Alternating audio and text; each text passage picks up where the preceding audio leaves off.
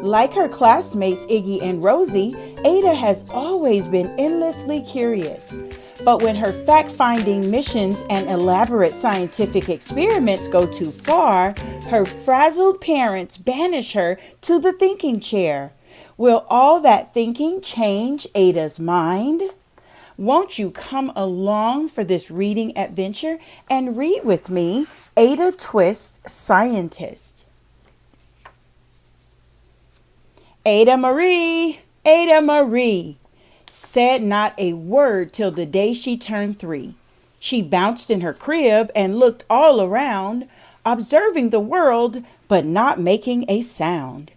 She learned how to climb and made her big break, with a trail of chaos left in her wake. She ran through the day chasing each sound in sight and didn't slow down till she conked out at night. Her parents were frazzled, but tried not to freak as Ada grew bigger and still did not speak. Clearly, young Ada, with lots in her head, would have something to say when it ought to be said.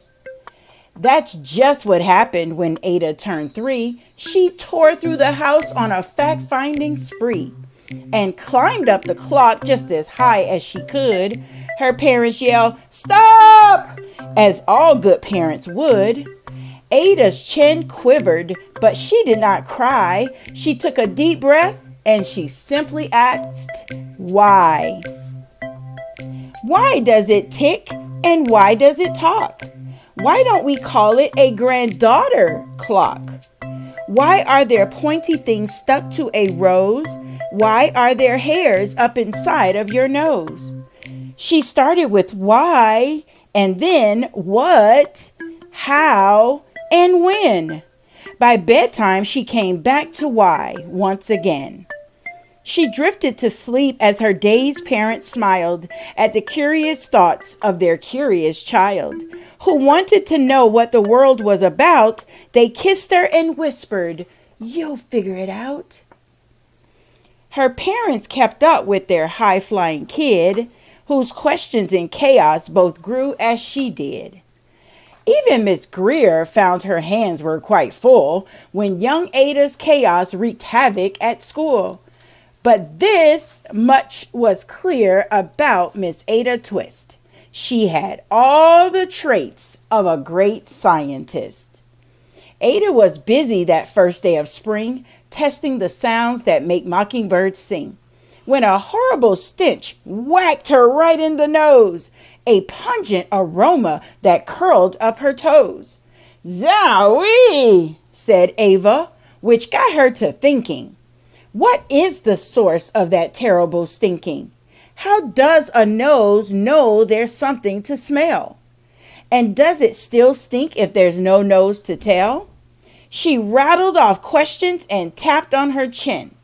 She'd started at the start, where she ought to begin. A mystery, a riddle, a puzzle, a quest. This was the moment that Ada loved best. Ada did research to learn all she could of smelling and smells both stinky and good. One hypothesis Ada thought could be true: the terrible stink came from Dad's cabbage stew. She tested and tested, but soon Ada knew it was time to come up with hypothesis 2. Then, zowie! The stink struck again, just like that. Hypothesis 2. It's caused by the cat. The cat couldn't make such a stink on its own. It needed perfume and some fancy cologne. So Ada tested. The test was a flop. She started again, but her parents yelled, "Stop! Ada Marie, to the thinking chair now. By the time we count 3. "Enough," said her mother. "That's it," said her dad. Her parents were frustrated, frazzled, and mad. "Why?" Ada questioned. Her mother said, "No." "What?" Ada queried. Her father said, "Go. You've ruined our supper. You've made the cat stink. Enough with your questions. Now sit there and think. She looked at her parents. Her heart turned to goo. Poor Ada Twist didn't know what to do. She sat all alone by herself in the hall, and Ada once more could say nothing at all. And so Ada sat, and she sat, and she sat, and she thought about science and Stu and the cat, and how her experiments made such a big mess. Does it have to be so? Is that part of success? Are messes a problem? And while she was thinking, what was the source of that terrible stinking? Ada Marie did what scientists do. She asked a small question and then she asked two. And each of those led to 3 questions more, and some of those questions resulted in 4. As Ada got thinking, she really dug in. She scribbled her questions and tapped on her chin. She started at why, and then what, and how, and when. At the end of the hall, she reached why once again. Her parents calmed down, and they came back to talk. They looked at the hallway and just had to gawk. No patch of bare paint could be seen on the wall. The thinking chair now was the great thinking hall. They watched their young daughter and sighed as they did. What would they do with this curious kid who wanted to know what the world was about? They smiled and whispered, "We'll figure it out." And that's what they did, because that's what you do when your kid has a passion and heart that is true. They remade their world, and now they're all in the act of helping young Ada sort fiction from fact. She asked lots of questions. How could she resist? It's all in the heart of a young scientist.